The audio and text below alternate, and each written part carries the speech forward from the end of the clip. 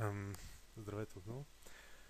Няколко часа по-късно, аз мисля, че в предното видео забравих да покажа датата и часа. Датата е 1 декември, часът в момента вече е 12:10 централно европейско време.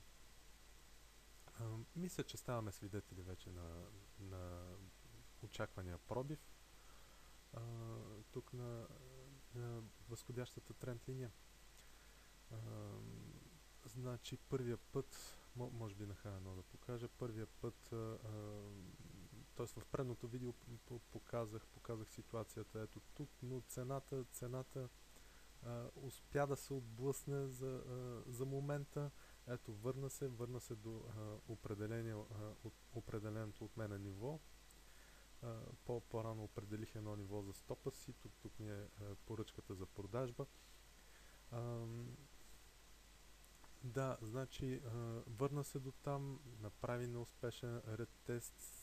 Моментумът на индикаторите, виждате какъв е. За моментума на индикаторите на H4 говорихме още доста по-рано, мисля, че още преди 2 дена, че моментумът е много слаб на H4. Забележете хистограмата на MAC. Просто предупреждение. Ето го и новия връх също казахме, че не е потвърден нито от мака, нито от останалите индикатори. Не е потвърден. Имаме какво имаме на дневна? Ето, сами виждате, няма сигнали за покупка. Какъв сигнал за покупка има? Ето мака за малко да даде сигнал, но за малко. Няма сигнал за покупка.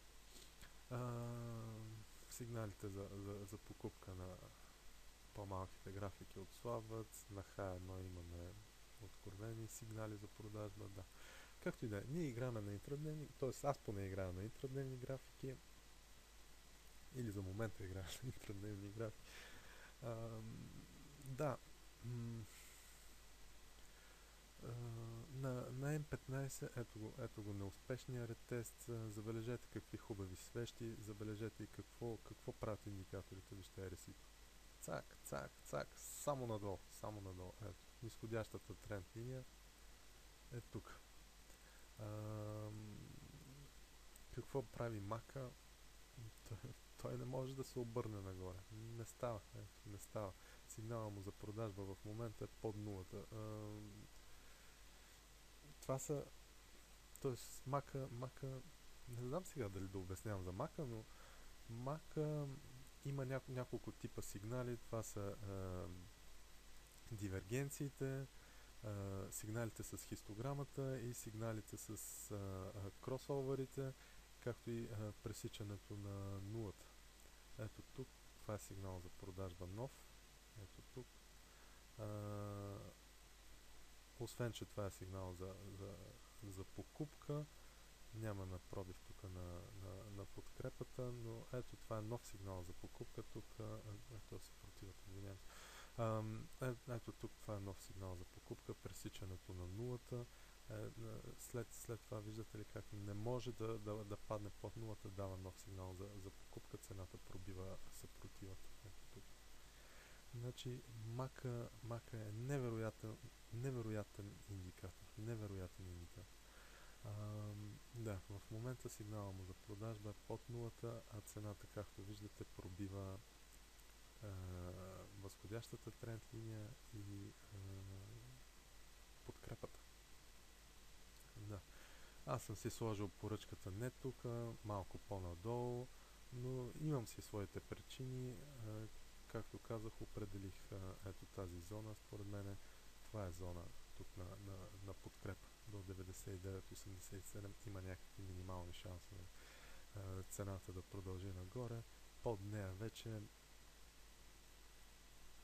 ще му е доста трудно. Да, можех да вляза и малко по-рано. Ето тук, близо до стопа си, можех да вляза. Забележете какви свещи. С намаляващия моментум.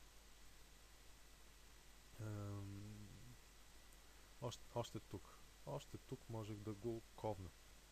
ама буквално да го ковна. Но аз имам своите принципи. Много съм близко до възходящата тренд линия, много съм близко до зоната на подкрепа. Да, стопа ми наистина е доста близко. Изкуших се тук, наистина се изкуших. Ето тук на тези свещи наистина се изкуших дали да му вляза, но принципите в мене надделяха. Надделяха принципите, да. Ще вляза ето тук на продажба. Тук ще ми се затвори и останалата поръчка от стопа. От стопа, пък аз, от покупката.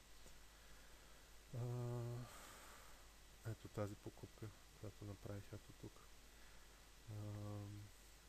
Да. Оставям си поръчките. Аз не бързам да си затварям всичко. Оставям ги и друг път съм казвал, това е част от играта. Или ще се отблъсне от тук, има някакъв минимален шанс, въпреки че така като гледам, аз съм го отписал вече. Отписвал съм. Но принципът си е принцип. Вас не ви спирам, т.е. можете да влезете ето тук на ретеста вече, на предния връх на ретеста, като видите слабия моментум на индикаторите, като видите такива подобни свещи и най-вече сте толкова близо до стопа, оправдано е още тук да му влезете на продажба. Да, аз ще си го изчакам, тук ще си ми удари стопа на покупката и ще ми отвори продажба. Стопа ще бъде тук, т.е. разстоянието е някакво. Доста голямо разстоянието до стопа. 118 пипа за петрола се ядва. И да, от тук нататък тренда ще бъде нарушен, но както казах, аз видях тук 5 вълни, тук влязах да гоня само трета. 1, 2, 3 и да, сега нищо чудно да имаме ретест вече на тези дана тук. Да, ще видим как ще се развият нещата. Нямаше да правя повече филмчета, но исках да ви покажа